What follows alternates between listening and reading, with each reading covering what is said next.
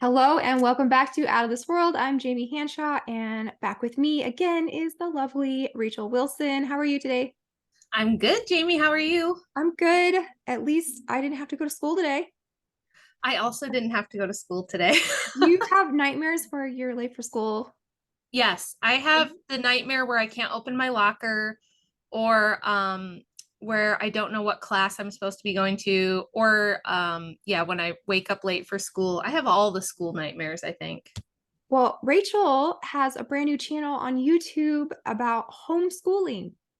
And that is the new thing, the cool thing. All the cool kids are doing homeschooling because the school system is broken. And we're going to learn that it was meant to be that way.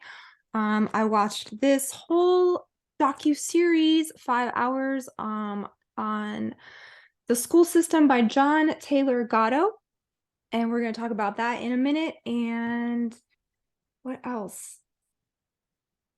I was homeschooled, and so I'm curious to see why a lot of people are picking up on this.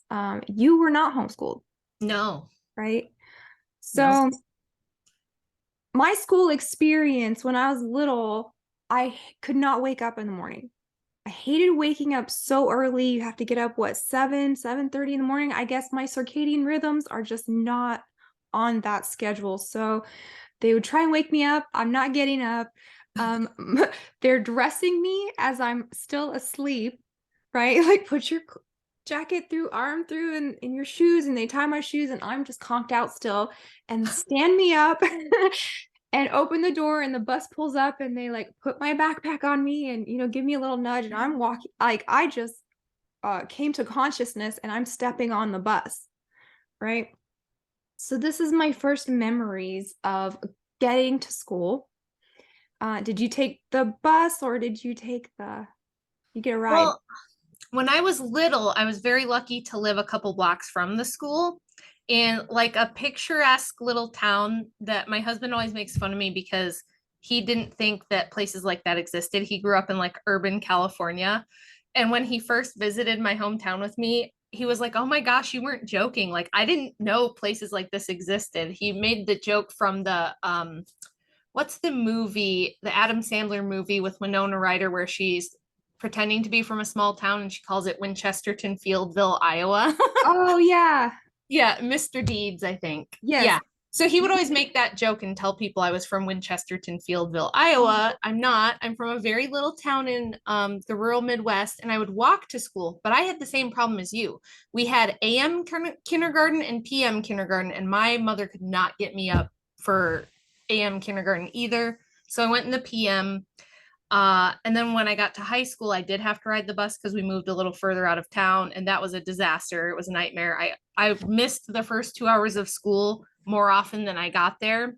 It's Yeah. miraculous that I graduated. So I've always been a night owl, and I've never been a morning person. So it was Me tough for too. me. So you get to school and you're just waking up. And I remember I was privileged to go to a private school. My parents, they spent the extra money and they did what they had to do, make ends meet. My mom worked at the cafeteria, the taco trucks or food trucks that the school had to raise money, whatever she could to pay the tuition. So I didn't have to go to public school. So I don't know what that's like. But I remember the school work being very easy. It was not hard for me to get A's or B's. I didn't really have to struggle academically. Yeah. I did struggle socially. For Yeah. whatever reason, I was awkward, weird, sensitive, loner. I remember, well, I only went to school from kindergarten to sixth grade at the private school, private Christian school. And so many of my recesses were spent alone. I don't remember being super shunned. I just kind of remember being on my own, playing in mud.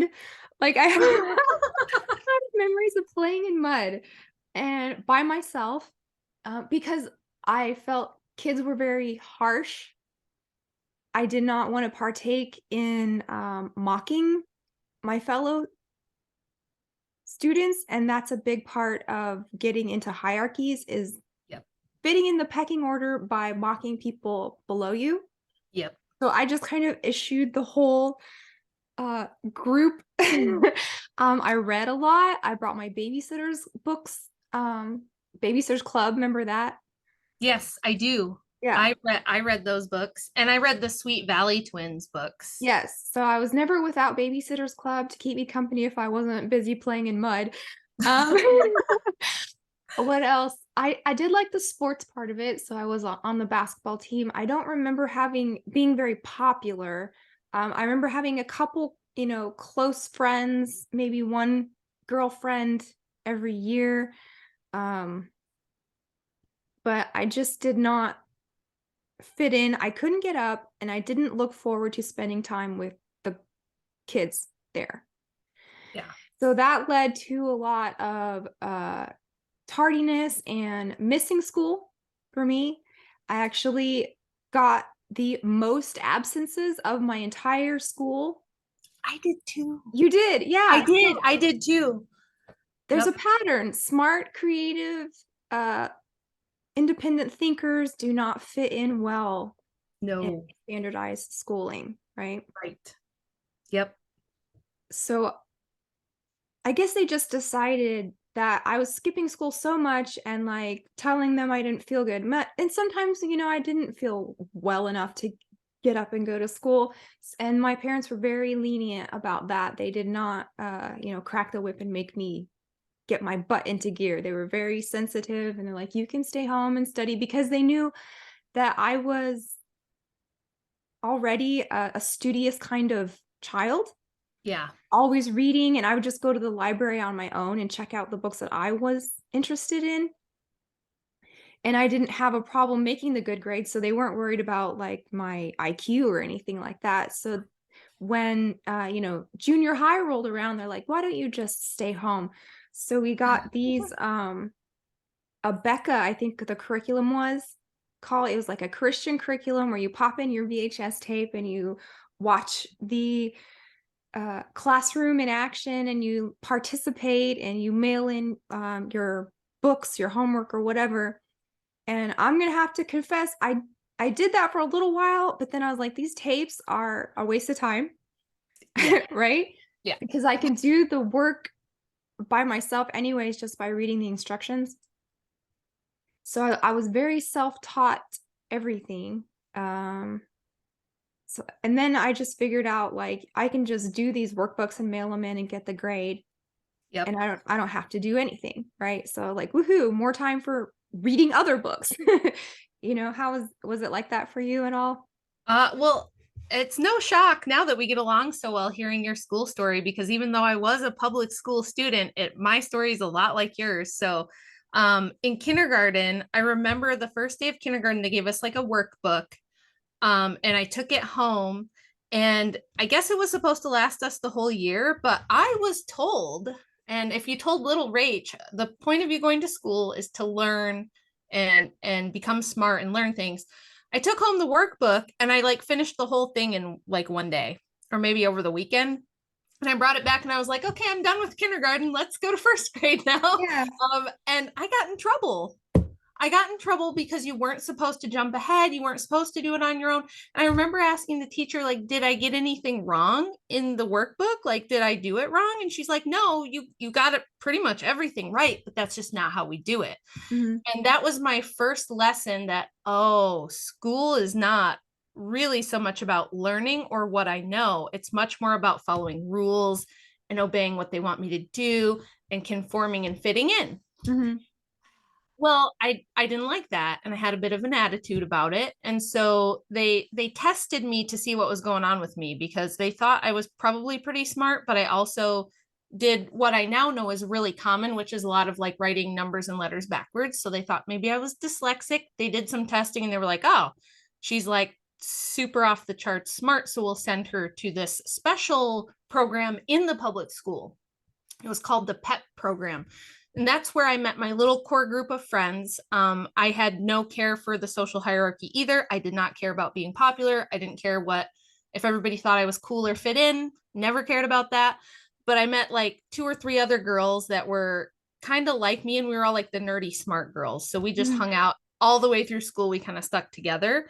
But even in the smart kid classes, that was like a whole different problem of it being very high pressure. And Mhm.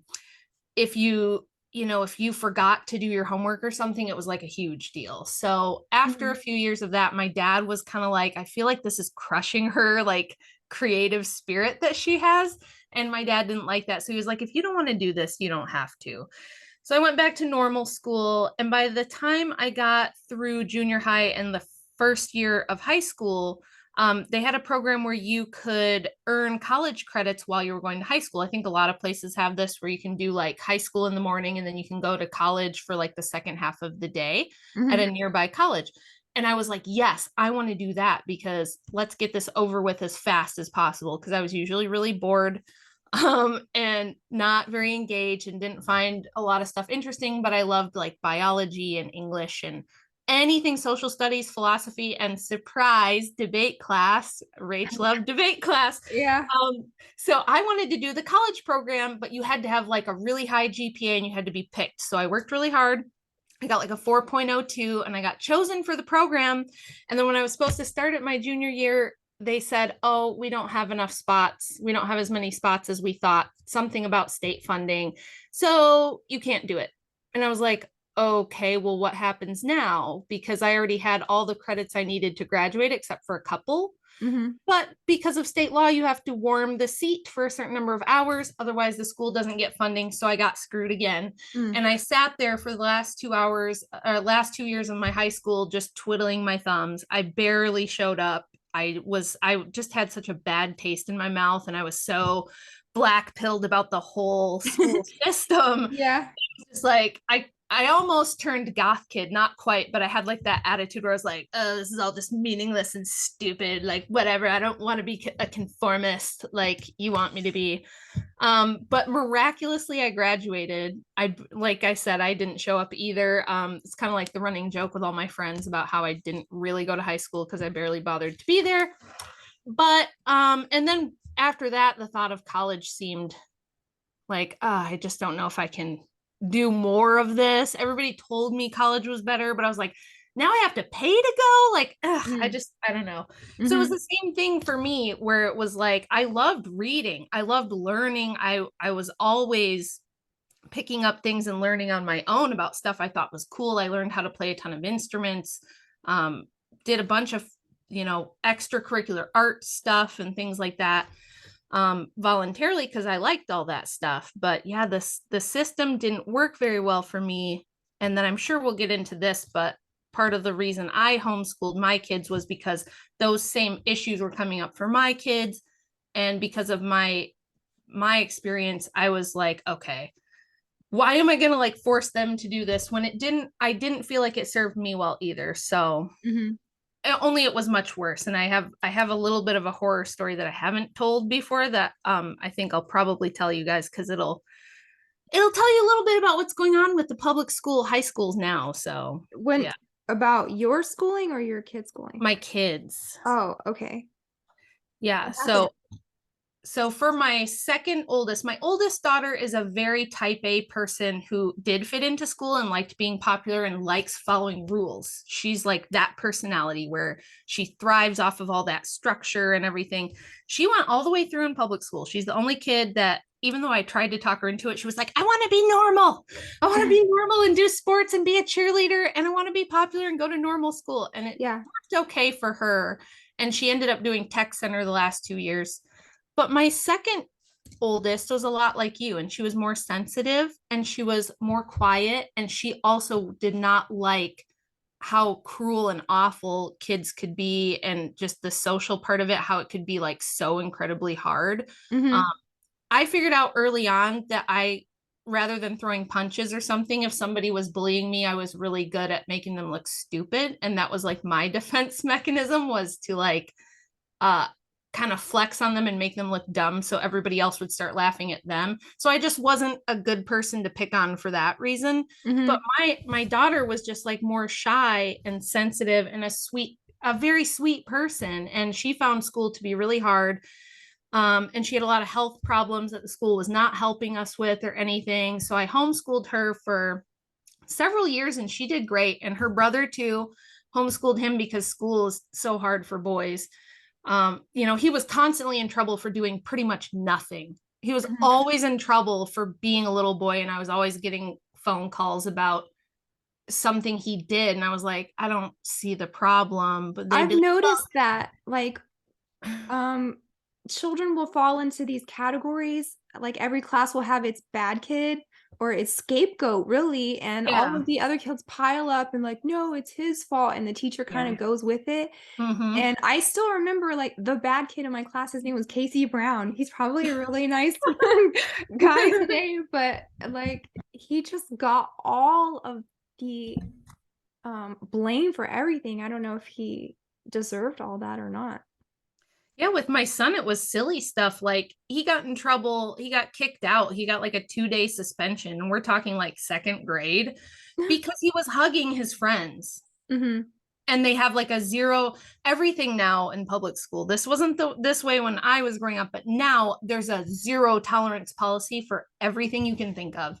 Hmm. And it's this paranoia about inappropriate touching or anything like that. So, and he was just like the most friendly. I know you've met my youngest. He was a lot like her, like really friendly, really vivacious, really, really social. Hmm. Not misbehaving, not being mean or doing anything bad. It was more just like, he would hug people or he would like be high-fiving them and like, or how little boys are always climbing all over each other and stuff. Hmm. It was things like that where they'd be like, well, we have a zero tolerance policy for physical contact, so he can't hug people. And I was like, did the kid he hugged have a problem with it? Well, no. Was there anything inappropriate that happened? Well, no. Okay, so what's the problem? Well, it's just goes against our policy. So he's got to stay home for 2 days. I don't know. It's just like, this is insane. So I homeschooled them for years and it went great. They did really well together. And then when we moved, the older daughter, decided maybe I want to try high school. Like maybe let's give it a shot. And it was another small town and the school didn't seem too bad. So I was like, okay, well, we'll give it a shot. And when she went, first of all, she did get bullied quite a lot because she was new and she was quiet. And that just made her an easy target for bigger, meaner kids who wanted to pick on someone. And then the last straw, this only lasted less than a school year. The last straw was she brought me home a permission slip for a field trip the winter of 2019. So that would be what, like over 4 years ago now? So not super recent, but fairly recent. And it was for a thing where they're going to take all the high schoolers on a bus to some kind of, I wish I had kept this paper because I would put it everywhere now. It was some kind of event where they were going to go and learn about social justice and how certain groups are more oppressed than other groups and how we have to be sensitive to the experience of others in the world and blah, blah, blah. Not my thing, but so far I'm reading it's not too bad. And then in the permission slip, it wanted me to sign something, kind of giving them permission to ask my children about their traumatic experiences. Hmm. Hmm.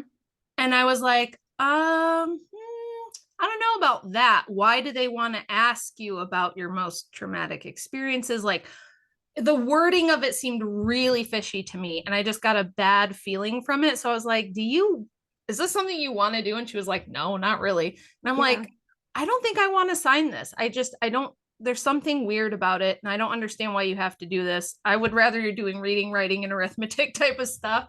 So I told her, you can just stay home. I'll tell them that I don't want you to do it. And she Hmm. was the only kid that didn't go. And turns out when her friends came back from this field trip, what they did at this event, and these are public school kids, you guys, they had them break off. First, they give them this big social justice lecture, right? And then they have them break away into small groups with therapists or counselors or like Hmm. social emotional learning coaches, Hmm. and had these kids go in a little circle of like 6 kids or whatever in the group and talk about their most traumatic things they've been through in their life, how their parents handled it, how it made them feel, what kind of emotional wounds they think they have, and to like get them to trust each other with these things. It basically sounded a lot like trauma based mind control kind of stuff. Well, what you're describing sounds like Scientology. Yeah, it They kind of does. dig into your past like that, and they have you relive your past traumatic experiences while you're hooked up to these machines so they can measure how much this is affecting your heart rate and all this other stuff.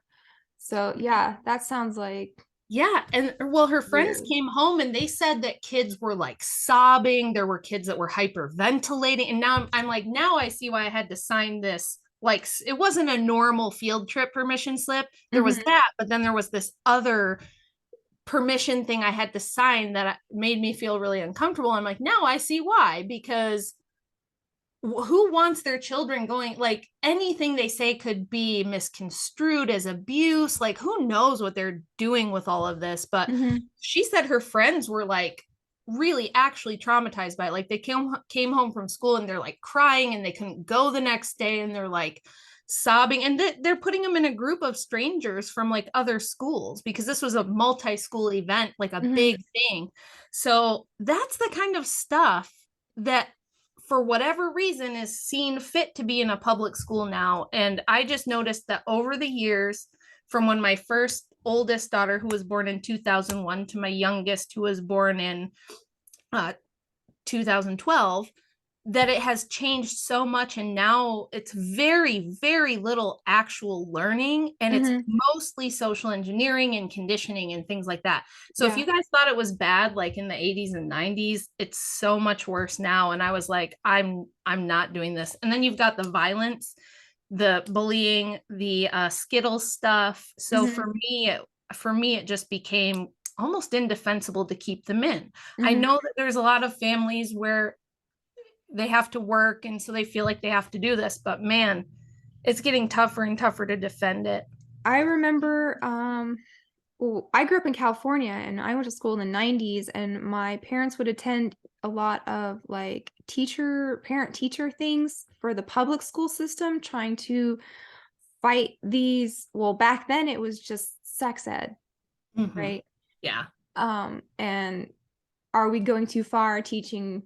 What are we teaching? Is this meant to be reserved for parents at home, or should we have curriculums on this stuff? And even back then it was going way too far. Yeah. So I never went to high school, and it's a weird rite of passage that I never got, so I don't have a category for myself. Um, Right. You I don't fit in never the click. Yeah, so I don't know if I would have been a nerd or like a social person or a loser. I don't know. I can fit into any group, but I belong to none, really. That's kind of how I came out. And so when I was 16, luckily, the church that we were going to had other kids my age who were also homeschooled. So I was socialized that way, with my friends at church, and we had a grand time, with all of our free time and what we could pursue to, musically or artistically. And what I did was, there's a thing where you can, in California, if you've done all of your schoolwork, you can apply to take a testing out basically Yeah. and get a diploma, Mm-hmm. even though you never went to class. So I had to go to San Diego and take this test. It was like a big, like whole day, 8-hour test of all the subjects. And I'm just like, what, like sweating, like, I didn't go to school. How am I supposed to know if I can pass all of these math problems and logic problems? But I did fine, I guess, even though I hadn't taken the math classes Yeah. that they offer in high school. All of the problems were word problems that I figured out just using logic Right. somehow. Yeah. I didn't know the formula, but I know how I could convert like these miles to feet to timing, and like I just Right. figured it out. And in that way, I was able to start to go to community college when I was 16. Oh, that's awesome. So I really liked that a lot, in contrast to what I hear about university, because university is more of like a continuation of, it's 13th grade, basically. Right. Right. But at university, I mean, at community college, our classes were all age groups and all demographics. Yeah. And you're going to school with like single moms and like retired dads who just want to learn more history or whatever. So the group is a lot more eclectic. Yeah. And I really enjoyed that. And I like that show Community a lot. I don't know if you've ever watched that. No. It's just a sitcom on NBC, but it is true about like how community college is so much different than university. But so that was my education. I ended up being able to pass whatever test, get whatever grade I wanted, um, teaching myself multiple instruments. Actually, my major in community college was musical performance.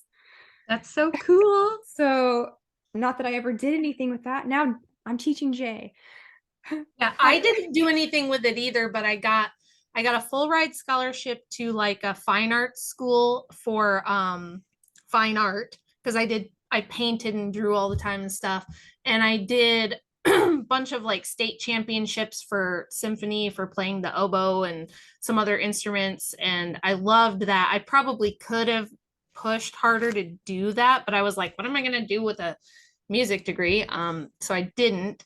But my dad was just, I was just talking to him last week and he was telling, like retelling the story of when I was a senior in high school and they gave us the like Michigan standardized test. It was called the MEP test. meep. I got like a perfect score on it and Uh-huh. they accused me of cheating. Yeah. They sent a letter to my dad saying that they thought that I cheated. And so I was going to have to retake the test like under supervision so they could watch me like one on one because they did it in a big room with a bunch of kids with somebody just kind of walking around. But they thought I cheated. So they made me redo it and I got a perfect score again. And they were like, oh. And our principal just, he couldn't wrap his mind around it because he's like, you're never here. You like barely show up. And I was like, well, I don't know what to tell you. Yeah.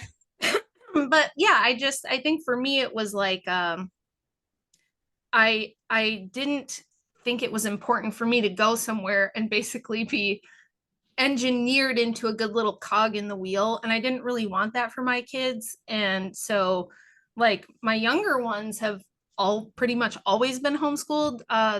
My second youngest went to a little bit of public school because she was, well, this is a great story. They told me that she was on the autism spectrum when she was little and that she'd probably never be verbal. She would probably never be in normal school. She probably wouldn't even ever be a normal person out in the world who could work or support herself. So that Andrew and I should make plans for her to have care in case something happened to us or in our old age. And they gave us like this really grim picture of her, and I just didn't believe it Hmm. because of all the, a lot of other experiences I had. I just didn't believe it. So we did a bunch of stuff with her. We did some dietary interventions. We did um, lots of like me and Andy working with her one on one, and she's now 14 and she's extremely smart. She's very verbal. She's really socially successful, which you would never think. She has some little things she does with her hands or things like that that you might be able to kind of pick up that maybe she's on the spectrum. But Hmm. she's been writing a book on animals that she's almost finished with for a year and a half, doing this huge research project. She's like better at this stuff than I am, I feel Hmm. like. I'm always telling her, I'm like, I feel like you are better at this than I am. And she's doing great. There's nothing wrong with her. She's perfectly fine. And then just imagine if I had listened to them and just put her in like they wanted me to put her in this awful program with other kids that And were like severely learning and impaired. I'm And sure they wanted her on the DRUGS, yes, right? absolutely. That's a big part of it. Yeah, and we never did that. We wouldn't do it. And we got so much pushback. We got so much heck from these people about not doing that. They were Mhm. like sending people to our house to like check on her welfare because we weren't doing what the experts said. And it all turned out okay because luckily Andrew's very smart and dealt with that really well. But she's doing great. Yeah. And she's like, her vocabulary is insane. We were doing like a Bible lesson for homeschool this morning, and I was talking about the difference between the Protestant Bible I had growing up and the Orthodox Study Bible we were using. And I mentioned something about the Apocrypha, and she pipes up and goes, it says to the younger one, yes, that word means basically that like it's in question the authenticity or how much it should really be canon. But and she's like explaining it better than I am Ooh, and piping up. Yeah, her nice. vocabulary is nuts and she's really, really smart. And she's probably out of all the girls going to be the one that might actually decide to go to college. And she's interested in like biology and neurobiology Yeah. at 14. And I didn't push any of that. I didn't have to like force any of that. That's what she decided is interesting and that she likes to do. So, Well, that is something that this DVD is all about. And you can get this at Richard Grove's website, and it was his interview with John Taylor Gatto in 2011. So this person actually was a teacher in New York City, and he won Teacher of the Year several times in New York City. And he said he had to quit being a teacher because he didn't want to hurt kids for a living. And so someone who spent their whole career in this field and coming out with the conclusion that this is hurting kids literally.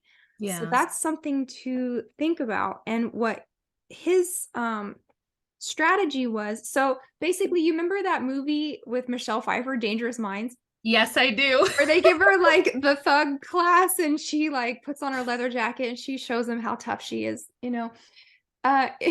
Like this is an infinitely better story than Michelle Pfeiffer with gangsters, because he was actually doing this with the inner city youth of New York City, pulling them out of the pits of schooling and giving them hope, and just by his like unorthodox ways. So he came up with unschooling. He called it open source education, and that anything could be a starting point to an education. And it always like had to do with what their interests were as a person, because he came to the conclusion that school is for equalizing, Yes. for mind control and for many other things. But one of the things is to squash individuality and curb creativity and make like thinking automaton drones, and into university, that's where the big bucks are made, right? Yes. Everyone's got Mhm. these like crippling student loans now. Yep. So in his classroom, the students were the active initiators. And I like the story that he told. He was like, well, his ways were not very well accepted by his peers, obviously. Yeah. And so he said, give me the worst class. So they gave him the worst class, and he ended up starting them out with Shakespeare.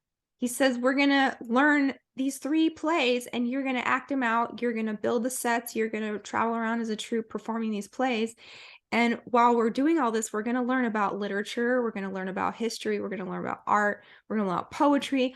All of these, the trivium and the quadrivium, the important ways to learn.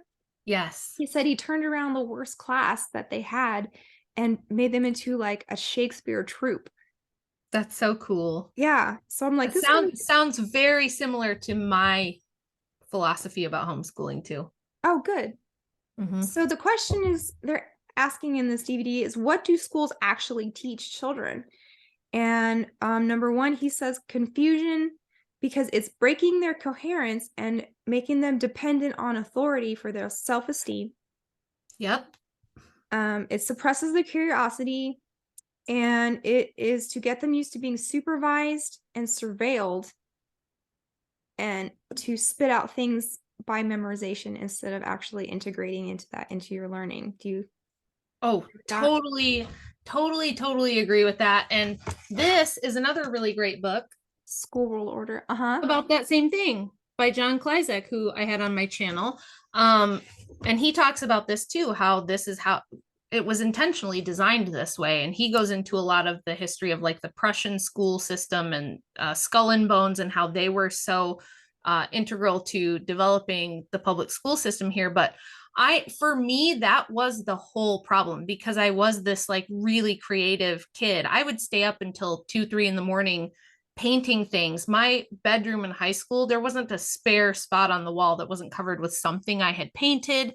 I took every music lesson I could. Like, I loved learning.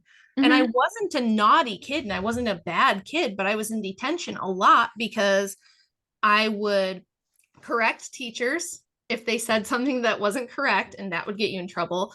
I would, you know, basically ask a lot of questions Mm-hmm. to the point that it would irritate teachers and they would send me to the office, and then that would happen enough that I'd be in more trouble. So I was actually like in trouble a lot, and my parents couldn't figure out why, because they were like, she gives us zero trouble at home. Like, she never does anything bad. My dad will always say, like, when you were little, there was one time where you were about to hurt yourself because you were like climbing something and I had to yell at you. And he said your lip just started quivering, you started to cry. And he's like, I never had to like force you to behave. It was, you were never like that. So we couldn't understand. And my dad would always, I remember him getting into a fight with a teacher of mine Mm-hmm. because they would always give him the same lecture. He was like, I don't know why I go. It's the same lecture every time of she's not living up to her potential. And my dad would be like, well, isn't it your job to help her live up to her potential? So yeah, it was just, for me, it was definitely that. It was them trying to squash the creativity, tell me not to ask questions, tell me just to follow the rules, to, just check off the boxes and warm the seat and do that consistently and you'll get an A. And I just hated that so much because I was like, I want to learn things. I care about it. So I feel like for me, and definitely with most of my kids, it was really tough. I think for some kids who naturally like to kind of conform and get the pat on the head and the approval, they can probably do pretty well. And there's nothing wrong with that if you were that kid. But I think for those of us who aren't that way, public school is like pretty soul crushing. Mm-hmm. So this DVD is kind of like a stream of consciousness of his whole um, memories of him being a teacher, and also how the school system came to be what it was or what it is today. And he starts out talking about how slavery was on its last legs in the South. So he talks about slavery versus industrialism in the 19th century, right? Okay. And in the North, they had all of these people who could work in factories and produce all of these like wealth of goods, right? But in the South, people that owned slaves had to take care of them.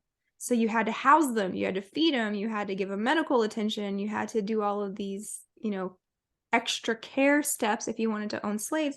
And this is kind of why slavery was already on its way out. And also because Southern women would not stand for it anymore, I was can believe one that. part. Mm-hmm. And so they wanted to shift that like plantation family homestead mentality to everybody working in a factory, Yeah. right? Yeah. And so the war of northern aggression was kind of in part having to do with them wanting to switch how we live. Basically, Yeah. they wanted women in the workforce, Yes, they did. not at home. And why pay to keep your slaves if you could just make them flood the marketplace with workers? Super cheap labor. Super cheap labor, Yep. exactly. So Mm-hmm. they needed to Yeah. bring both the husband and the wife into the labor force to drive down the labor costs Yep. and send the kids into childcare. Yes, that's exactly right. And this wasn't only in America. It was consistent with what was going on in Europe and even in Russia. From the mid 1800s to about 1920 when all the suffrage stuff got passed. In fact, one of the big reasons the anti-suffrage women gave for not wanting suffrage was they said, we have the moral high ground because we are not political, so we're not partisan. So we can have women's groups, we can have, like the temperance movement and things like that were effective because women were not involved in politics. So they had moral high ground. They weren't down in the mud with the politicians and all of that. And they wanted to be in charge of the welfare of children. They said our primary thing is to make sure children and communities have things like safe food, safe water, good social atmospheres, nice communities, parks, stuff like that. And if you force us all into the workplace and force us all into politics, we're going to lose that moral high ground, and the whole world will just be this political hellscape. And I Mm-hmm. think that they were kind of right about that. Mm-hmm. And yeah, it was a big reason that the industrialists are the ones who funded these efforts with public school and with getting women into the workforce, because yes, doubled the labor market. So did, freeing slaves also probably contributed to that. Now, I'm not saying that was bad, obviously. I'm just saying it happens to be a side effect of why the Northern industrial class want these industrial like barons, like the Rockefellers and the Carnegies, these kind of people wanted women and husbands in the workforce. And then, of course, the thing they helped with, we're going to help you, they always want to help you with Mm-hmm. daycare and public school so that you don't have to stay home with your kids anymore. And Mm-hmm. this was a big part of Bolshevik Russia as well. It was part of the conditioning of Russia to get them from what that country used to be to the USSR, this communist mindset, was to have all the kids in daycares, which were called creches, and in public schools. So that's absolutely true. And it wasn't just here, it was kind of a global thing because all these people who were at the top, the elites, were all communicating. So this was kind of the plan. Mm-hmm. So you Mm-hmm. have these legacy families, Carnegie, Rockefeller, Rothschild, all of these getting together. And then they have social services involved to come and welfare check and actually take the kids away from the parents. And so in this DVD, they recommend you search up Orphan Trains plus Charles Loring Brace. So there's a period of about 75 years, like 1854 to 1929, that kids were loaded into boxcars by the thousands and sent out west because their parents were deemed unfit because they were both working in the factories. And you can pull up pictures of these, just like gobs of kids hanging out of train cars, but they're relocating them west. And so I think it was like 200,000 homeless kids um, ended up in indentured servitude and orphan trains. So that's something they recommend you Google in this schooling series, like Amazing. them I'll have to breaking up look that all of up. these families. Yeah. So then he goes on to make a connection between frustration and aggression in kids. And this is something that I see a lot, like on social media when teachers post, they're in a crisis right now. Like so many teachers are quitting because, Yeah. first of all, they don't get paid anything. And Yeah. secondly, the children are just out of control, probably Totally. because of food, additives in the food, and because they're being made to try and exist in these artificial environments, sitting in a chair for 8 hours, only getting up to switch classes. You have to raise your hand to pee. Like all of your Yep. autonomy is stripped from you. Um, and your law, he talks about law of identity is something that we all have to, self-actualize who we are and our place in the world. And this is taken away because individuality is stifled, right? Yes. So the aggression that you see at school is just a result of the frustration that they're feeling because of the pressures of all these different things, right? Yeah, I think those are all completely correct. And that was another thing, is like the food in the public schools was so abysmal. Mm-hmm. It wasn't great when I was in, but by the time my kids got in, it was 10 times worse because of the Michelle Obama stuff. Like they were, first of all, it was like their lunch was like 200 calories, and none of my kids have ever been like obese or had that problem. And the stuff it was like, here, have your 2 celery sticks and your gluten-free vegan chicken nugget, and that's your lunch. It looks worse than prison food. It was terrible. I Yeah. would bring them their lunch for the few years that some of them were in. I would usually bring them lunch or send their lunch. And the other big thing that I don't think we talk about enough is that these kids that you see the viral videos of them acting out and acting completely insane, they are put on a lot of drugs, but also they don't sleep. I know that most of my friends' kids, and even my oldest who insisted she wanted to go to public school, They will have so if you ride the bus, you got to get up at like 5:30, 6 in the morning because the Mm-hmm. bus comes at 7 or Mm-hmm. 7:15 or something like that. You don't get home until 4, 3:30, 4 o'clock. You've got your extracurricular thing, so if you're doing volleyball, track, cheerleading, you've got sports, that might go till 5 or 6 o'clock, and then you've got to come home and eat your dinner, and then you've got 2 hours of homework Mm-hmm. on top of that. And if you had a game, like an out of town game or something, maybe you didn't get home till 11, and then they still got to do their 2 hours of homework. So a lot of these kids aren't going to bed until midnight, 1, 2, 3 in the morning, and they're getting up at 6 to go back to school. A lot of these high school age kids are running perpetually on just a few hours of sleep, which is devastating to their development, Yeah. and it will literally drive them insane and make them sick and all kinds of other things. So I think that's another huge reason to consider homeschooling, because I can't Well, imagine if I was that age trying to function on 4 or 5 hours. and sleep is so important, even more so to people who are going through puberty. Yes. Yeah. You really do Hormone need balance extra and sleep. everything. I had Mm-hmm. a friend once and he had like twin daughters and he's like, "They're so bad. What well, they're so disrespectful. Why are they so mean to me?" And I said, on Saturday and Sunday, do you make them get up at the same time as when they have to go to school?" He's like, "Yeah, like we're disciplined. We wake up at 6 a.m. and we, start the day or blah, blah, blah." I'm like, just do an experiment. Let them sleep till they wake up on the weekend and see if they're a little nicer. And he comes back like a month later. He's like, "You're a genius. I can't believe I have two new daughters." I'm like, "Don't, I told you they just need sleep." So, Yes, yeah. it's so overlooked, and it's like we punish them and act like they are bad children because they are so exhausted. And Hmm. then like even me, I remember going when I did show up for the first couple hours of school, if I had to take a test in first or second hour, boy, that was rough. My Mm, brain just wasn't awake yet, and it's like I just think it's insane. We are working high school kids harder than we're working adults half the time. yeah. Like all of my mom friends have kids that are in like every sport and every extracurricular, and they just have them permanently in something. Those kids are never home Yeah. and they don't sleep. And it's like, gee, I wonder why they're depressed. I wonder why they have anxiety. I wonder why they can't behave and why they can't pay attention or focus. So, Yeah. So this aggression, and then he talks about how school inhibits the brain functions to make connections. So that's what our brain is supposed to be doing. mhm. Neurons and synapses making little Connection. dugouts and Yeah. connections and stuff.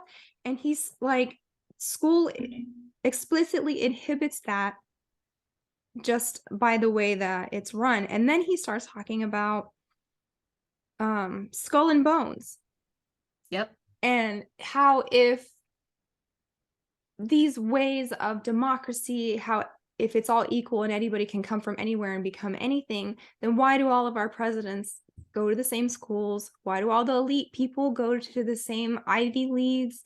Why are they going to private boarding schools and learning different curriculums than public schools? Yep. And so he says, as a result of this, we're incoherent as a nation because our economy depends on constant warfare. And this is where the public schools, like you mentioned, came out of Prussia, Yeah. right? Yep. And training soldiers to obey orders is how we got to this point in school. Yes, exactly. Yep. It was the after the Napoleonic Wars, because Prussia lost badly, and I guess a lot of their soldiers weren't willing to just like run into cannon fire and die needlessly. And so they were like, we got to do something about this. And then this is also the dawn of the industrial age, where they want people who are going to show up to the factory on time and take their lunch at a certain time and get right back to work and things like that. And so that's when the Pavlovian thing with the bells. That's why Mhm. factories and schools at the time were using bells to train everybody. And I remember my kids saying, there's no way, like, there's physically no way we have like 4 minutes between class or 7 minutes between class or some arbitrary weird number. And the school would start at a really weird time. It's like school starts at like 7:55, right? And then it gets out at like 3:21 or Mhm. something. And I Mhm. remember just being like, this is so insane. Nothing works this way in the real world, or at least it shouldn't, but Yeah. for the most part, it doesn't. And they'd be like, there's no possible way, Mom. I've got this class over here at this end of the building. And then by my next class, for me to go back to my locker and switch out my books and everything and get all the way, to the other level on the other side of the school, like I can't physically get there in time. And so I'm getting in trouble because I have to like sprint to class, Yeah. things like that. Yeah. Yeah, it's just really bizarre and nonsensical and not efficient. So, but it does train them. I mean, it definitely trains them to care more about those kinds of things, those arbitrary rules, than am I learning? Am I understanding? Can I think through problems? Can I, Yes. yeah. Um, he did mention that because of the freedoms that they had when America was first becoming a nation, that there was an explosion of inventions, and they were coming from unexpected places because of the non-establishment. So before we had standardized schooling, people Yes. were way smarter, way more Yes. creative, happier, more productive, richer, all of the better things Yeah. before Carnegie and Rockefeller and these like families came along. And then he starts talking about the capitalist families and the corporate economy. He talks about Spinoza, Calvin, and Plato. And so all of these population control techniques coming down from antiquity and then being rolled up into this thing that we call, standardized schooling. And he talks about Darwin, which a lot of people don't know. The Darwins were one of the wealthiest families in the Yes. world at the time. And he said fantastically wealthy. And so the point of the work of evolution and Darwin and all these things is to keep real education for the elite and teach the masses how to behave. Because here's the thing about evolution is that Darwin didn't say that the human race is evolving by some kind of natural process of like genes that you don't control. He said that a fraction of the human race is evolving. I don't know, have you heard these distinctions? So the Yes. elite are becoming something more Something different. than, Yes. yes. So Yeah. we're not So all evolving towards some like ultimate thing. It's the elite are taking control of these things and making them happen and believing that they're the Olympians, as they say in the Committee of 300. yes. They're evolving and we're getting left behind. Yeah. So, I mean, this is something that people don't seem to know. Like when I talk to or debate with modern people who base everything on like evolutionary biology, they don't know about the Darwin Wedgwood family and that these were like some of the most elite of the British elite and that they had this philosophy. Darwin's original philosophy was not just that, like, oh, species are evolving towards something better or more efficient. It was a totally different idea that, and in fact, his belief was that most of humanity was devolving, Mm-hmm. and that we needed to control and steer evolution. In the series on psychology that Courtney and I have been doing, we talk a lot about this because some of the founders of psychology, who were the most important and set up all of the academic psychology departments in Europe and America, had this belief system that the elite are evolving towards something transhumanist. We Mm-hmm. would call it that now. I don't know if they would have used that term then, but they really believed that they were on this like transcendental kind of evolutionary path where they were going to transcend their humanity someday. And that the rest, this is why they were all eugenicists, the rest of humanity was devolving and Yeah. becoming weaker and crappier, basically. And that to curb that, this elite group has to continue their transhumanist evolution, and then we have to do eugenics on the rest of the population to control them because they're really just beasts and they need to just be civilized enough to be cogs in the wheel and work for us and get all the resources for us and things like that. But we're the ones who are supposed to be controlling everything and guiding everything and steering the evolution. Right. And there's a very long, very creepy history about all of that with both of those families. So that's really interesting that he puts that in there. Um, I can't remember exactly how it is, but the title of Origin of Species is weird if you read the entire thing. Look it up. Look at the Yeah, I full should. title of that book Yeah. because he's talking about they think of the ordinary population as evolutionarily retarded and Yes. is very dangerous to their social order if you teach common people how to think. Yes, here it is. It's and they changed it, you guys. This is the other thing. If you want to learn about the history of people that the Darwin family and people that believed in this evolution, um, the reason they all became eugenicists, they have to change the name of things all the time Mm-hmm. because people start to catch on and go, wait a minute, that sounds really bad. So they'll change it to something with better PR. But Yeah, yeah, it's now it's called On the Origin of Species, but originally it was On the Origin of Species by Means of Natural Selection or the Preservation of Favored Races in the Struggle exactly. for Life. Yes. The Yes. preservation of favored races. And so the elite do not want to crossbreed with the common people. They Right. don't want their kids hanging out with your kids. They Mm-hmm. don't want their bloodlines mixing with other bloodlines, Right. despite what they say on TV about how, like, we all need to mix together and Yeah. become some kind of gray blob. Um, they do not want people to try and transcend their station in life. So, Yes. despite some kind of dream of a meritocracy where you can just like pull yourself up by your bootstraps, and if you work hard enough, you can achieve anything, that's not true because there's a glass ceiling that they put into place that you're never going to get above if you don't know what these people are doing to you. So, Yes. he talks about the Anglican homily of obedience. So, this is kind of wrapped up in religion too, and the false paradigms that they insert into churches for population control as well. So, yeah, part of the Anglican Church was you need to stay where you're at. Don't try to aspire to anything other than what God has given you. If you're a poor plebe, then just stay that way. And um, that's God's will for you, basically. And it's a very Calvinist, predeterministic It way of thinking, is. also. Yes. Oh gosh, that makes me think. So I was raised in like a very Dutch Calvinist community, very strict Dutch Calvinist area. And my husband makes fun of it all the time because he says we're worse penny pinchers than another group that's known for being penny pinchers.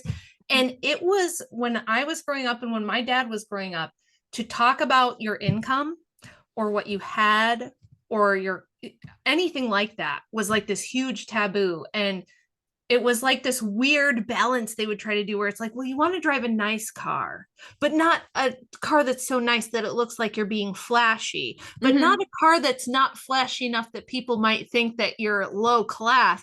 It was just this very weird. So I know what you mean about the Calvinist thing with the station in life and this weird balance of trying to be like proving that you're humble and following the rules because Calvinism is very legalistic. Mm-hmm. There's a million rules about what we couldn't step and make a footprint in the grass on Sunday, and they just all this craziness. So Mm-hmm. it's not shocking to me. And I know like my grandma very much values education. She's 97 and she only went to eighth grade, and she tells everybody this is her favorite thing to say about me. She tells everybody, she could have been a doctor. Mm-hmm. As Yeah. though that it's like something to her like that nobody should be able to be a That's the doctor. apex of education Yeah, in like their it's the mind. status symbol or something. And Yeah. she always felt very like insecure that she didn't get some kind of a degree or something like that. And I'm always like, Grandma, you're freaking awesome and you've done amazing things in life. Who cares if you have a piece of paper? But Yeah. yeah. So along with these like eugenics ideas, Charles Darwin's cousin, Francis Galton Darwin, and Mhm.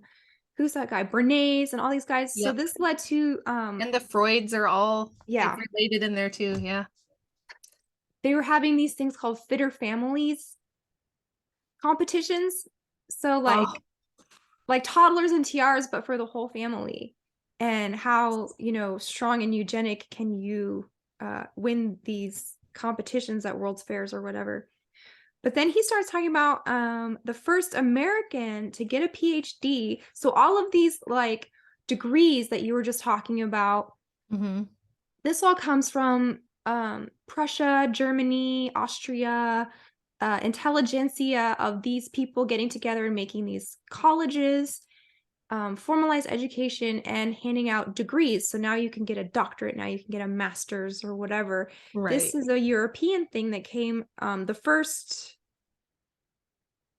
person to American to get a PhD was named Edward Everett, and he became the president of Harvard and the governor of Massachusetts, but he was educated in the Prussian system because they were the ones giving these official smarty pants Yes. certificates, right? Yeah. Yes, exactly. And I mean, it's really interesting when you look into the first people who were getting doctorates in the United States and how they did become deans of colleges and heads of new departments and stuff. This the societies and the groups that they were into, it's like Yeah. kind of makes me really glad that I didn't go to college, to be honest. Just for me personally, I'm like, I don't think that would have been great for me. Because Well, it's now it's just a training ground for COMMUN, yeah, right? yeah, totally. Um, and he talks about how Tiny Mustache Man dedicated a significant portion of his red book, you know what I'm talking about? Hmm. Extolling America and how America is like a new beacon of light to Germany with their education system. And he had a giant portrait of Henry Ford. I didn't know Oh. this. Behind him. I knew that he and Ford were friendly, but I didn't know he had a portrait. That's Yeah. interesting. So Tiny Mustache Man loves American schools and Well, that's the great. Prussian way of doing it. And then you've got Bernays and the public relations for the Yahtzees, Mm-hmm. right? And coming over Yep. to America, doing the same thing here. And so he tells this story about one of his first classes. He was discussing something like Moby Dick, and one of the boys was falling asleep. He says, "There's a young black guy, and he was falling asleep in the class, and he went and kicked his shoe and was like, you need to wake up and learn." And the kid wakes up and he's like, "I don't need to know none of this because I already studied all the Norse myths, and this has to do with predestination and genetics." And John was like, Yeah. here's this ghetto kid who's Right. just made this connection that nobody in his like university, he's like, this is a like thesis type statement where you Yeah. can expound on this and maybe even write a book and like impress professors. But he was like, I found uh intelligence in the place where you least expect it. Yeah. And these kids were just as bright, if not brighter, because they also had street smarts than the people he was going to university with. So, and this all is wrapped up in the Yahtzees with their Norse myths and their predestination and their genetics of superior races, Yeah. right? Because they have like the fates and the ladies that weave your future and stuff like that. So you can't change any of that in their worldview. Right. Just Yeah. like you can't change your genetics, you have to breed it out or breed it in. Yes. Exactly. Makes sense to me. It seems like it all fits from, my my experience and stuff that I've studied. So so far I'm not shocked, but it is very interesting. And I think this is stuff that people don't know, and I hope that they're open-minded to the possibility of it, because I think that one thing that public school is really good at doing is convincing you. And I think so, like, my husband will always get frustrated because people will be like, well, well, how does Andrew know all this stuff? Because he doesn't have a degree and he didn't go to college either. And he's a very, very smart guy. And he's like, why do people equate a degree? And I'm like, well, listen, if you had to pay $60,000 or whatever to be told that you know the correct things and that Mhm. you have the smarty pants certificate, it's very hard for people to let go of that. So I think, especially if you did well in school, if you grew up thinking that school was important and it's a measure of how successful you're going to be and if you can achieve things in life, it's very hard to hear the information that you're telling people right now and like really accept it, because it means all that was baloney, right? So I think It it's was tough worse for than people to accept. baloney. It was mind control, Yes. right? And population control. And, you know, he talks about the leverage. So the managerial class only needs enough influencers to affect the decision-making process. So they don't need a bunch of thinkers and Right. creative people. They only need enough people to get a little bit smarter and be managers, micromanagers, and, you know, keep the status quo basically. Yep. So crazy. So now the school system is a major industry and source of income for the middle class or the working class, especially women. So even if we did want to abolish these systems, lots of people's livelihoods are wrapped up in Yeah. academia. You know, Yes. how many teachers do I know? I know a bunch of teachers that, like, you know, they would do much better if they were just somebody's tutor, probably, Yeah. right? Yeah. um Teaching as a profession is very profound and important, but like the way that Yeah, we for do it sure. now, and you know, you're a teacher, I know. right? I'm the least likely person. I never thought I would do that. Do you know what I mean? Because I didn't like school, but Yeah. um and I sometimes when I do talk about this sort of stuff, I will get public school teachers that feel like I'm insulting them or talking down to them or saying they're bad, and Hmm. I'm not. You guys are like, if you are a public school teacher, you've probably been just as brainwashed and mind controlled into all of this as everybody else. And like the curriculum we teach teachers, like the curriculum that teaches you how to be a teacher in this country, is arguably like one of the worst programs as far as mind controlling you into thinking like this is the way that people have to learn and you have to do it this way and it doesn't work and you'll have these bad outcomes, and they fear monger them. Like I know a teacher that she gave me lots of pushback about this, because she was like, well, no, you don't understand all the things I had to learn about how to teach people. There's no way that you can just do that on your own, right? Hmm. And it was just so hard to break her out of that mindset. And she ended up quitting teaching Mm. apart from her conversations with me because of the way that things are and how bad things have gotten now. And she was just miserable doing it.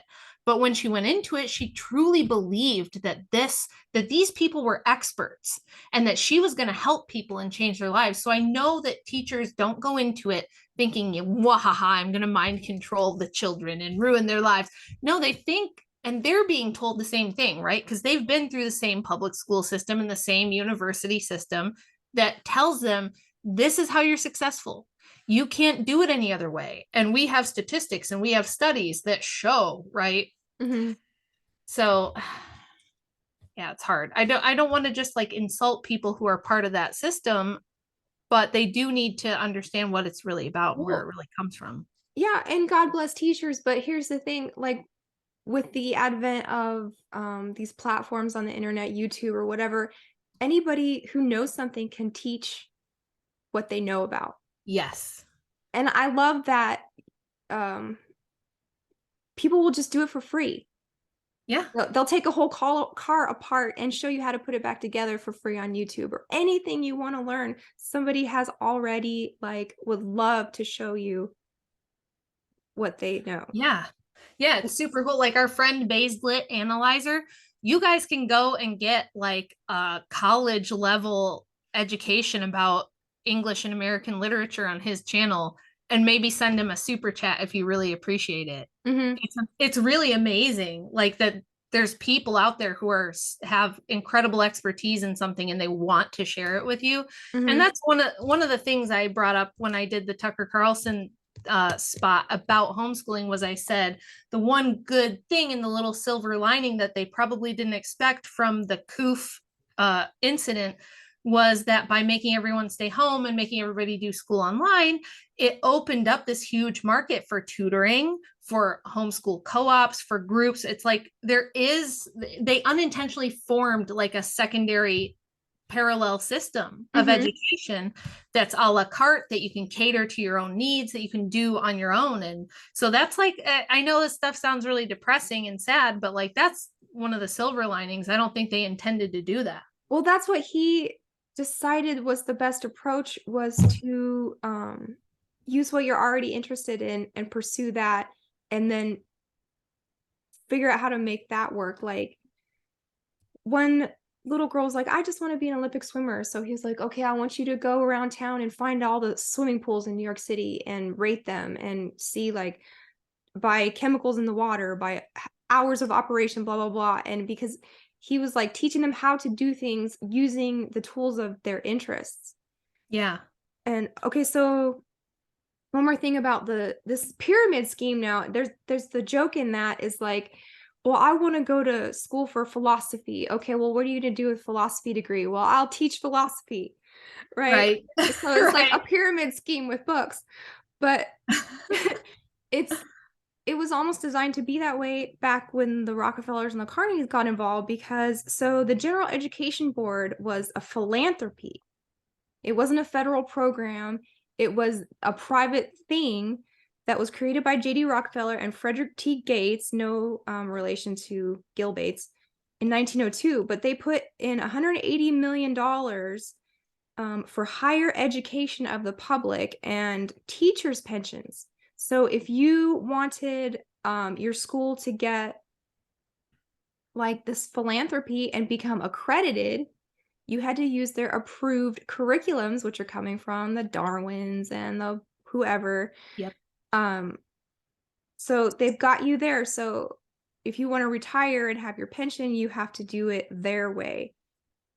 And then he talks about the Bavarian Illuminati influence on public education. So Illuminati confirmed, school Yep. is for Illuminate fools. confirmed. Yes.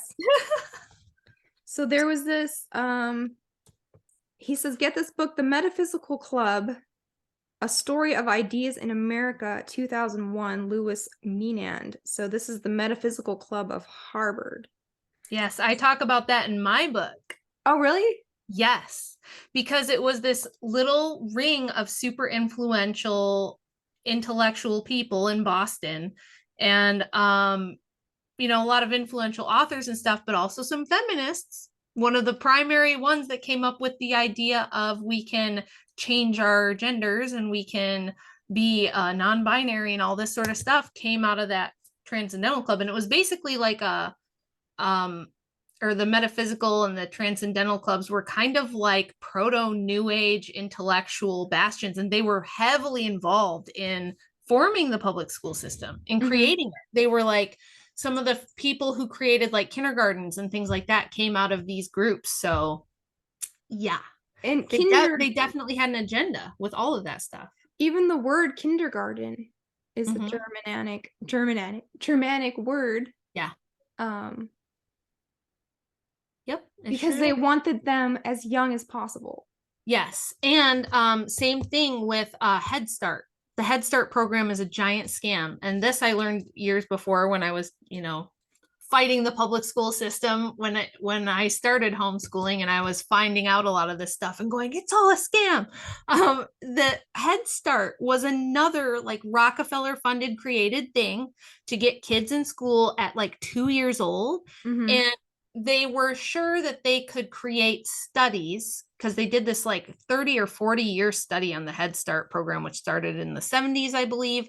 And they were sure that they could somehow get it to say, oh, you see, you have to get them in as early as possible, because it's that time before they're 5 years old where their brain is developing, that you have to get them then, right? Yeah. Or else it will permanently stunt their growth. And you'll hear this repeated. I still hear people repeat this idea as though it's true.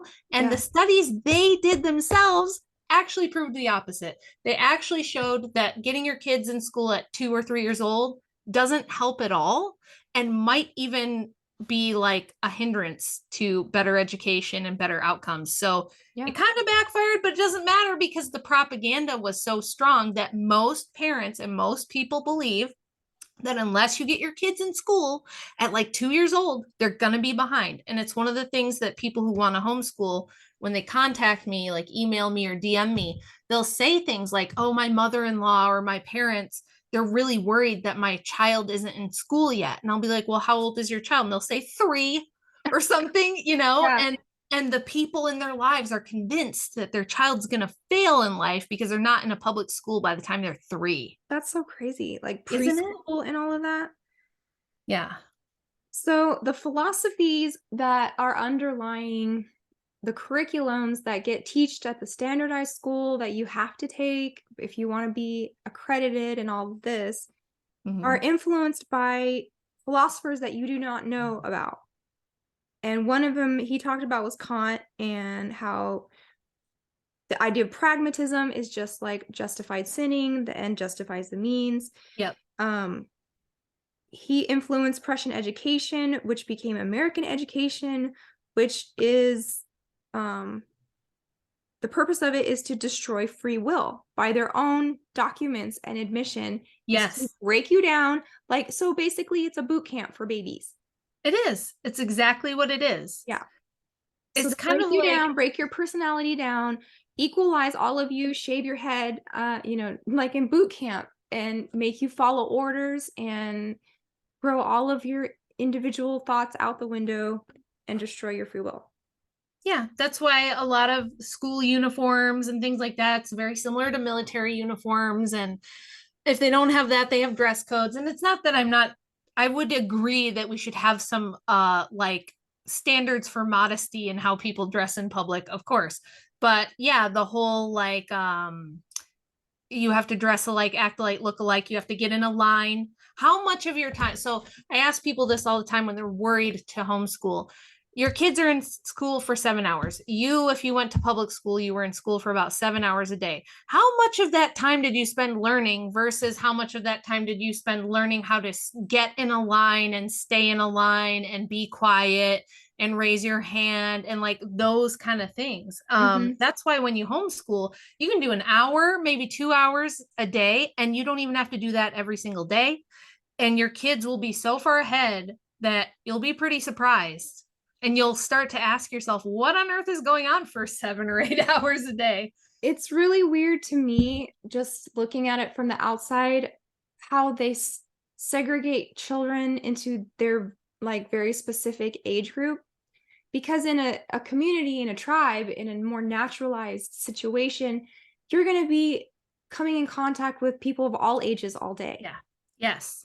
And teenagers are going to be helping with the babies and grandma's there. And, it's like you're going to have old men, old women, young women, and people of all ages are you interacting with. But then when you're in school, you get this like, what do you call it? Just super competitive attitude because you're competing with just the people of your age. Yeah. I and that's the only people that you're interacting with all day. It just makes people weird, in my opinion. I think it does too. And I think that's another one of the big advantages that my kids have that um I do worry a little bit like if you only have 1 or 2 children, it actually might be harder to homeschool because a lot of what made it easier for us is like, yeah, we had 4 of them. And so there was a decent spread in the ages and things like that. And so, like, my son loved math. He was really good at math. His sisters didn't love math, but he would like help them with their math and it would be fun. And it would sound more like they were Mm. playing. It sounds Mm-hmm. like more like they're playing and goofing off, but they were actually learning stuff from each other and they all had different strengths. So if one was good at something and the others weren't, they would help that one would help the others all the time. And my oldest got really good at she knows all kinds of stuff that I didn't know at her age. She knows how to change diapers, how to feed babies, she knows how to burp babies, she knows how to do a ton with little kids that I never knew. Mm-hmm. when I was growing up. And my youngest kids sound much older. Like the way that they talk, they sound much older than all their peers. And I think it's Yes. because they are around their parents all day, their grandparents, the older kids, their older siblings. So I think that's like a huge benefit that people don't even know they're missing out on. Exactly. Um, so there's a book, he talks about The Human Use of Human Beings by Norbert Wiener, 1950. So pick that up if you want to learn more about how they think of the general population. He talks about how in these philosophies, justice is just what the strong say it is. So, like, might makes right. Yeah. He talks about the tragedy and hope documents. Wow. So he's like, yeah, get this book because it's pretty much a outline of every conspiracy theory you've ever thought of. But at the end, and Jay has done a huge, tragedy and hope series that you can get on his shop. But Carol Quigley, the author, his confession at the end of the book was he agreed with the plot of Control, and there was nothing that anybody could do about it, anyways. Yeah. So he's like, yes, this is all true, and there's nothing you can do, which I don't agree with. But they think that the only way to keep the balance, or John Taylor Gatto was talking about the only way to keep the freedom of balance is when the population is privately armed. Well, that's the other thing that we have a little time for since we homeschool. Since Andrew and I are both licensed firearms instructors, all of our kids learn gun safety from a really early age, and they do learn some marksmanship. Um, Most of the girls aren't like super into guns. They're like, yeah, it's okay. And we're not like scared of them and we know how to handle them and we could use them if we ever need to. My second oldest is incredible with Mm-hmm. firearms. She just took to it right away, and she's a natural. And uh, I think there's just a lot of fear and like misinformation around firearms. And I think Mm-hmm. that when you're homeschooling, if you want to, that's a really good thing to get into. And if you don't know, this is the other cool thing about homeschooling. You'll find out things you don't know, and you'll find out where your weaknesses and where your gaps are. And you're like, let's learn it together, right? So if you don't Mm-hmm. know, you can go learn and your kids can learn with you. That's like another great thing. I've learned a lot over the years from homeschooling my own kids. Yeah, because then you get to see where their curiosity takes them, and it's something you might not have even thought of, Yeah. right? Yeah, all the time. Happens to me Yeah. all. I know more about animals, Jamie, than I ever thought I would Oh, know about cute. animals from Nice. my daughter who's really into like all the animal stuff and everything. And I know all of kinds of curious facts about like nature and animals that I never knew. Yeah. And I'm it's not an interest of mine, but it's something she gravitated towards, and through helping her with her stuff, I'm like, now I know all this stuff. Yeah. But it's surprising how all knowledge kind of relates to other knowledge. So, like, whenever you're learning about one thing, it translates to other areas really well, Yes. And especially this, if you're doing it this way and not the public school way where everything is so segregated, well, where you're studying this subject and you have to stay in this subject. We don't do things that way at all. if you think about like classic advice on like how to survive when you grow up or how to make it in the world, what they're going to tell you is, well, get a good education so you can get a good job so you can make a lot of money and then you can do whatever you want to do. Yeah. But your brain is so Swiss cheese by the time you get that education, you can't even do anything else and you're in debt and you Yep. don't care about anything anymore because you're so demoralized. Yep. Um And so that you're just stuck in the system. yeah. So yeah, so the freedom is, and he talks about like throughout history the only time civilizations are strong and tyranny does not reign is when the general population has the same weapons available to them as the government. So just food for thought. Yeah. He talks about Ben Franklin, not a morally nice human, but he did have a lot of inventions. He invented the post office. He's responsible for the University of Pennsylvania. Of course, us conspiracy nerds know about Hellfire Club Yes. and all his granny booty slapping. But he was the ultimate pragmatist. He's talking about Ben Franklin, and he kind of like used the Quaker movement for his own um, promulgation of his own ideas. And then I was like, is he the one on Quaker Oats? Was that him? When you said that, that's the first thing that came to my mind was like, is he on the Quaker Oats? I don't Yeah. think it's him, but it looks like him. Is it just like a The person facsimile on of the him? Quaker Oats has a hat, Uh-huh. so I don't think it's him. Okay. So But it's like a Ben Franklin lookalike. yeah. Let's see. Okay, so these people, Ben Franklin, he talks about Thomas Edison a little bit and Malthus climbing the mountain. So we should all know about the philosophies of Malthus. And to the people who do these things, they are doing the right thing by shortening the miserable lives of the masses. That's Because what I think. they sit up there in their like ivory tower and they're like everybody's starving and miserable and like giant bellies and flies around their mouth.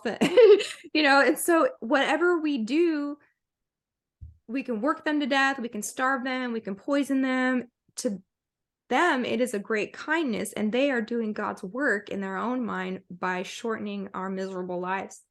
Yeah, it's really almost kind of a Gnostic idea of like, oh, it's such a shame that you were all born at all and trapped in your fleshy prison Good in point. this temporal world. And so it's better for you. That's why they're against birth. That's why they don't want people. That's why they're pro abobos and they are pro eugenics and they want population decline and low birth rates. And if you do have the misfortune of being born, it's like, the best thing you could do is if you're going to be productive at all, produce for them, right? Because they're Yeah. the ones who are living the lives of quality and they are the special people. They're the special race who are meant for something good because they know this secret stuff and they understand how things really work. And so it's their destiny. They do really believe in this like manifest destiny stuff that Hmm. it's their destiny to transcend the human condition and escape their human condition, but for it's not going to be possible for all of you. If you, I know we reference this a lot, but Madonna's performance that she did just before the coup, where she said, "Not everyone is coming to the future." Hmm. They really believe that. They really Hmm. think it's not for you. It's not for you. It's Exactly. for me. I'm Yes. special. We're special. It's not for you. I wrote an article that never got published. It didn't get finished, but it was called Utopia. It's not for everyone.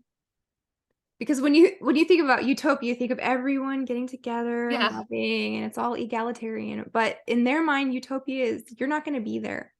it's It- metopia, yeah, not utopia. exactly. That's a good one. So Yeah. to them, people are inherently irrational, and it's pointless to try and teach them. All you can do is just use them like mules. He said to understand their mindset is read Machiavelli the Prince, Mm-hmm.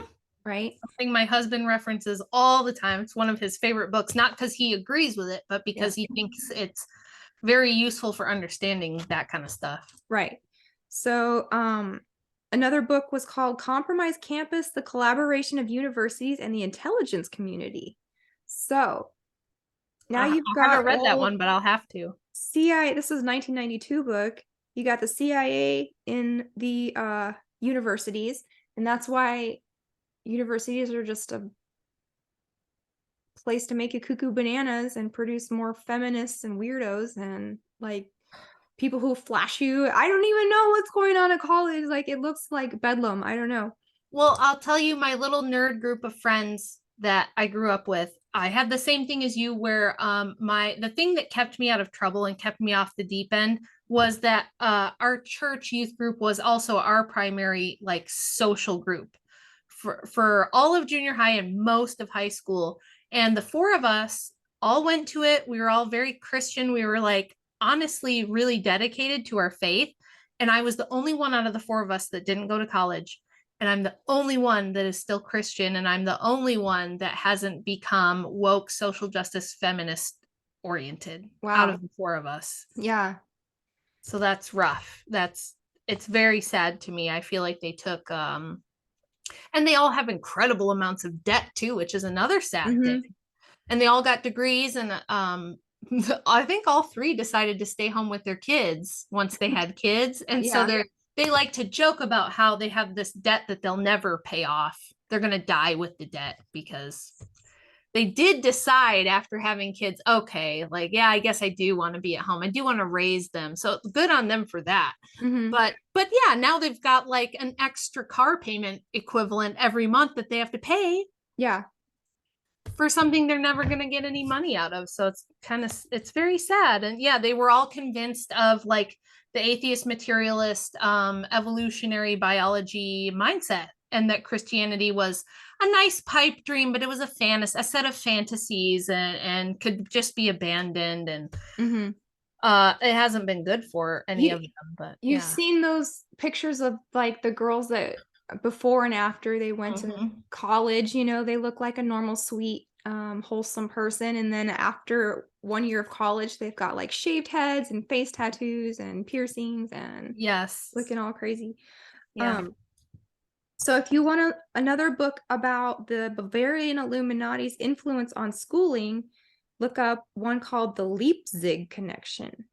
Oh, yeah. Because Courtney and I talk about a lot about Leipzig in our psychology. I think the I psychology has a lot of crossover with the schools because the psychologists had a lot to do with founding the education system, because psychology is mind control and it's conditioning for humans as well. So wasn't that what your daughter kind of went through with her field trip, yeah, right? it was totally that. It was like this very bizarre, well, she didn't go, thank God, but like her hearing her friends tell about it, and she was like, "Oh my gosh, mom, I'm so glad that you didn't let me go to that." And I also didn't let her do like one of the sex ed things they were going to do. And she's glad about that, because now they're not just teaching you the stuff that we learned in the 90s. Now you're learning about how to have all kinds of different types of sex safely. Um and it's even like encouraging of to try to get kids to be accepting that all these different sexual behaviors are good and valid and wonderful things to be doing. It's Right. like it's totally different than it used to be. So I'm glad that I didn't have her do that. And when she was home over Christmas, I asked her what she thinks now, because she's 20, and I'm like, how do you feel about it now, like that you were mostly homeschooled? Like, what do you think? And she's the one that just went to like a year of high school before quitting that and finishing at home. And she said, Mom, I think it saved my life. Mm.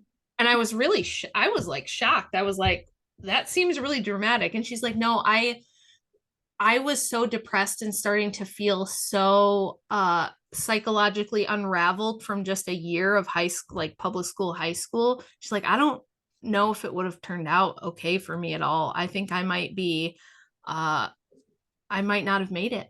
And Yeah.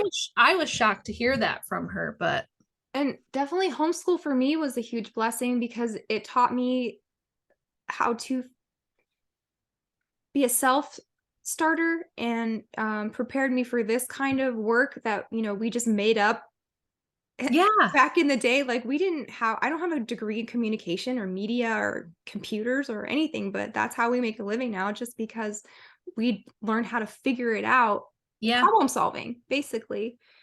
Um, so he goes on to talk about this is interesting. Paper books, hemp versus wood pulp. So even the tools that we use, books and things, are being taken away from us by using wood instead of hemp. So documents that were and books and papyrus and things like that were made on hemp last so much yeah, longer than books made of wood pulp. And I forgot about this book, but I do have it somewhere. The Emperor Wears No Clothes. Have you ever heard of that? yeah. I've Emperor heard Wears of No it. Clothes. I haven't read it. So it's about the marijuana industry and how Hearst and all of these people, when they bought forests, they had owned forests and newspaper presses. So they wanted to villainize marijuana, and that's how we got reefer madness and all of these Yes, like yes. crazy ideas about how dangerous it is, and outlawing it because hemp has so many more uses than wood, and it grows faster and it's better for the environment. There's just like no contest between using wood for paper and hemp. but they had to get rid of that because of their financial interests. He talks about the trivium and the quadrivium and how you learn and what is the point of learning and philosophy. And he says if you are going to homeschool, try not to use the same crude categories that they use, like you said. Yep. Um, I you don't do I the don't open source separate. learning. Yeah, I don't separate everything out like that. And speaking of the trivium and quadrivium, if you guys see these books behind me, these are books from like the 1800s that are based on the trivium, the quadrivium, the classical learning materials from before the inception of public schooling. Mm. Super cool stuff, and they're very handsome. What are they called? These are from Mott Media, and this one is it's their reader collection, the McGuffey readers. It goes from the primer all the way through the fourth reader. And then we've got penmanship books, arithmetic books, all of the like real math, none of this Common Core garbage math. It's like real math. I do have a little video I did on my channel about this collection and about Mott Media because I do have a discount code with them. They reached out to me and I never had a plan to be sponsored or anything like that, but I have this stuff and it's amazing. It's great stuff. And it's exactly what I would recommend if you want something. And it is nice to have something that isn't electronic and not on the internet. Right. You like look at Jamie behind her. Her and Jay are always talking about the importance of real books and keeping this knowledge around. And this is like really high quality stuff that you could keep in your family for generations. So if you go to Mott Media, MOTT media.com, and you put in Rachel 15, you can get 15% off of your homeschooling materials that you can keep forever. And it really is the actual educational stuff, the things that we're talking about right now. Reading, writing, arithmetic, and they have penmanship, which my kids think is like a superpower they have. They think it's like magic because their friends don't know how to write in cursive or do penmanship, and they do, and they think it's really fun and really cool. Nice. And so yeah, we start with that when they're little, get their basics down, and from there. And this is what some other education systems, like in Japan, they do it more this way, where by the time the kid is maybe 10 or 12, you're starting to see what they're into, what their natural gifts are, where their interests are, and you point them in that direction. And there's a lot of room to continue having them learn about other things. So it's not like they only learn that one thing. Through pursuing that one thing, they learn how to tie that knowledge in with other areas of life and learn about other things while they're learning that. So like for instance, with my daughter who's doing all the stuff on animals, she learned a ton of geography. I could never get her to do geography by just like looking at maps or something or trying to memorize stuff.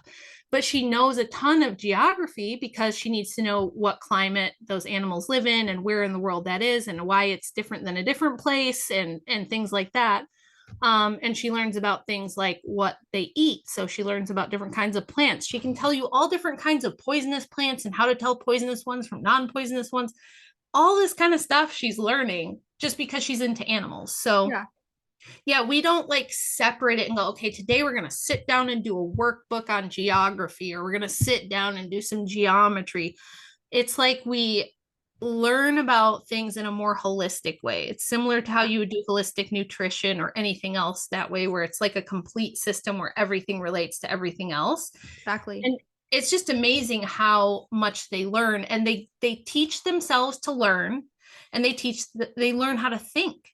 So I don't have to hover over them and like force them to do a bunch of stuff on with a pen and paper and do a bunch of tests and do a bunch of quizzes. They pick up so much stuff that I don't intentionally teach them that it kind of blows my mind. And I'm always like, I feel like I have this secret that I know that other people don't know that I wish y'all knew. So I just always encourage people to try it because I think it's far, far superior to public education. And like you said, this is kind of like the medical industry, how they Specialize. strip you down to parts Yeah. instead of a whole person. Yeah. So it's like taking that apart to the mechanical world instead of a cohesive, like you said. Yeah. a holistic Holistic world. Yeah. system where all the parts work together. That's what the human body is. Right. It's a holistic system. You can't just, oh, I have liver disease. Well, your liver disease affects like all your other systems. Mm-hmm. And it's like that with education. Specialization is good. It's not that specialization isn't bad. It's just that you can't compartmentalize everything to the point that nothing ever connects. Mm. You can specialize and still have your whatever you're specializing in be connecting with other areas of life and learning so that you do end up with a holistic education and you become like a kind of a renaissance person where you Yeah. know a lot about a lot of things. And how they all fit together too. Yeah. Yeah. So he studied the elite boarding schools and found out that their curriculums are a lot different even from private rich schools. So there's like super secret elite schools that the managerial class go to, and what they learn is the curriculum of power, right? So it's not what we learn, it's the mastery of social forms. It's like, how do you make connections, how manners, the theory of access to places and people, and how what you act like creates opportunity. Just things that you wouldn't think would make it in the business world, they're taught as children, like this is how it actually works. You have Right. to know somebody, you got to be related to them. You get into these clubs or these social circles by acting a certain way, Right. right? And then he talks about the artificial extension of childhood, which we kind of gloss over a lot when we talk about the occult and magic in the Aeon of Horus, Yeah. because this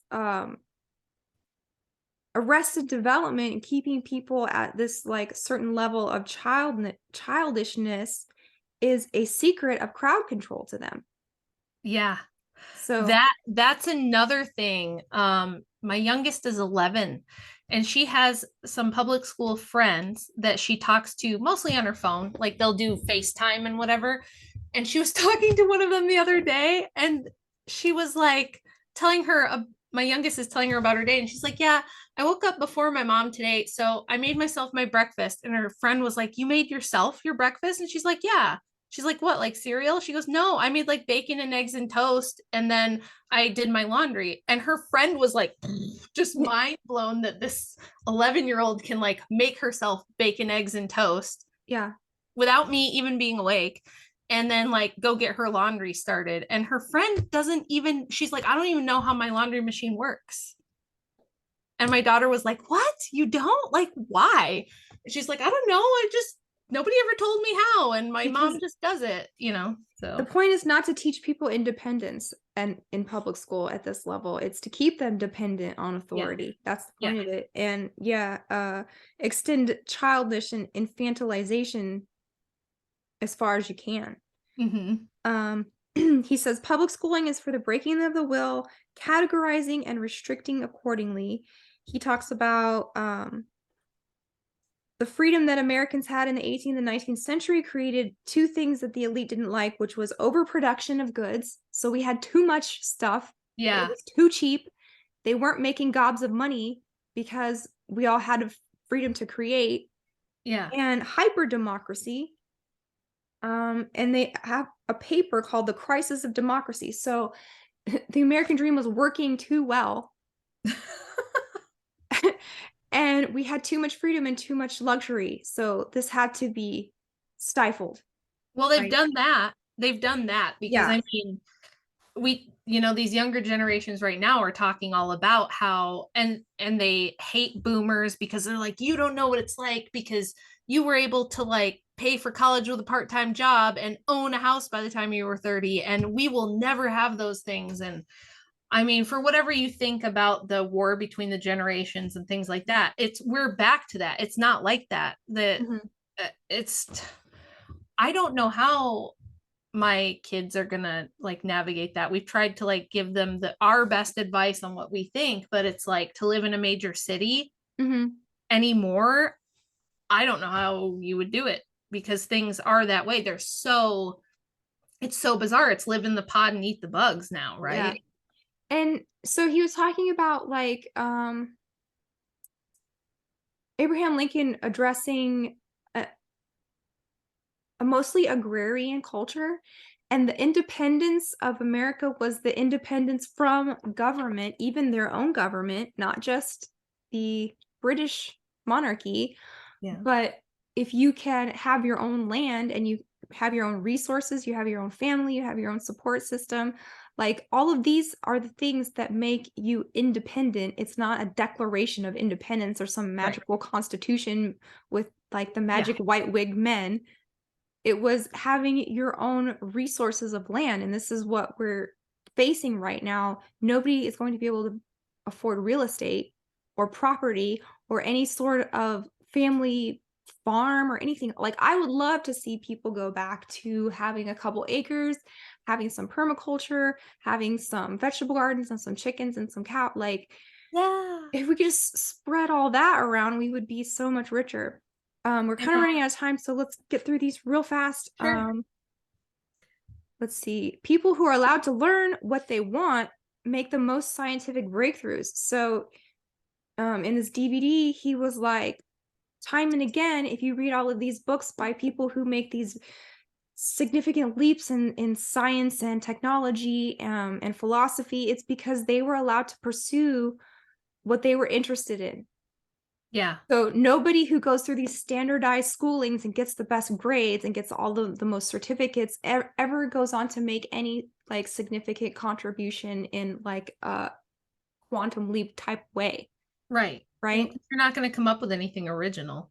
Exactly. Yeah. And so that's why what you're doing is so important with your homeschooling. So at the very end, he gives 6 purposes of schooling according to someone named Ingalls. It's called the Ingalls Lecture. If you want to look it up, Harvard 1918. And this is a creepy list of exactly, they're telling you what school is for. So number one, first thing they do is for adjustive function. So they want to fix the habits of your reaction to authority. Number two is the conformity function. Make children as alike as possible, because this is how you sell things to people, and do Yeah. market research and make a bunch of money. Because if everybody wants a Chicago Bulls jersey with Michael Jordan on it, then if we're all like the same, we're all going Yeah. to want the same products. Okay. Right. Number three, directive function. So they want to diagnose proper social role in the dominance hierarchy and keep it stratified. So nobody goes out of their class, right? Yeah. Number four is differentiating function. Do not let the lower layers learn what the higher levels know. Number five, selective function. Here's where it gets weird. Darwinian assessment of breeding quality of children and implementation of prevention of poorer classes of reproducing, Yes. right? This is where you get Yes. And if you sex guys go ed. back, remember our birth control stream we did? Birth control, Yes. mind control? Yep. That's exactly what they were doing. So schools are meant to tag the unfit with their inferiority by giving them poor grades, remedial replacement, and humiliation. Yeah, So I see that. break their Definitely see that. spirit and keep them poor. And then I don't know exactly how to pronounce this word. Pro- propedeutic. Propaedeutic. It's a Latin word. Okay. Propedeutic function, which is the grooming of those in higher classes to manage the lower classes. That sounds right. Right? And so only Yeah. a fraction of the population is prepared to continue, is prepared for life in a way that continues the status quo. Yeah, I mean, look at all of the people who are in Senate and Congress and run for things and end up in cabinet and things like that. Again, they're all from the same, they went to Ivy League school. Like they're groomed from a young age too, which is the other thing about this. Some of this is so that they can choose and groom the people they want to recruit into those upper classes. Mm-hmm. You come from a certain background and everything already, but then they know which people have the qualities and the mental psychological mindset that they want for certain things, and they recruit them out early. Yeah. And Do schools you are very have helpful for them to do that. do you have the cojones to join Skull and Bones? and become a future president. So Yeah. we're out of time for Twitter's purposes, but that was perfect. And I thought that was such a good episode. And what you're doing is so important. And tell people where they can find your homeschool channel. It's just Rachel Wilson on YouTube. It's at rachel.wilson. There's the handle on YouTube. But if you just put in Rachel Wilson, I'll come up. Okay, cool. And everybody have a good night and drop out.